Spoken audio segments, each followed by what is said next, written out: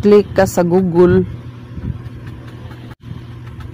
Then search ka Hazard Hunter Philippines. I-type na nimo.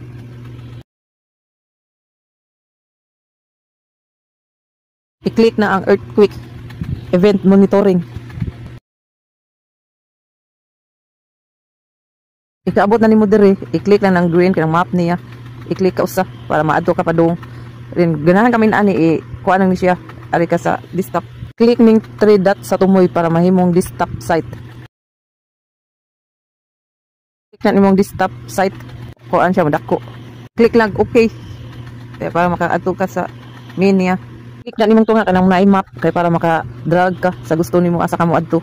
Balik og atog desktop site kay para may naani siya kung dili na nimo i-click kay mo dako mo siya murag ma-zoom. Ya kung i-desktop site siya kay mo layo siya. Mao din ni ang updated karon sa earthquake. Kita sa nimo ang magnitude range ug unsa kalawon sad ang iyang linog. Sige gihapon siya active maka-feel sad ko kay gabi pag alas 12 nagninog jud siya kung naka sa bukid ma-feel jud nimo. Makitaan sa ni asa dapit ang iyang active na asa lugar ani siya. Makita sa nimo diri ang kanang asa dapit ang naigo nga kuan linog kanang mga red dot mao nay na apektuhan.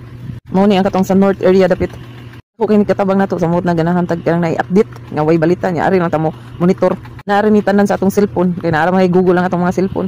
Kung naa sa internet. Sa dinhi tanan sa tibuok Philippines ang kanang asa maapektuhan sa linog pero mas nindot yun ning Palawan ay. Datoyan kay wala joy linog. Ayay ang inyong alagad busang. Salamat. All right. Amping mong tanan ug ampo sa Ginoo permanente bisag asa mo.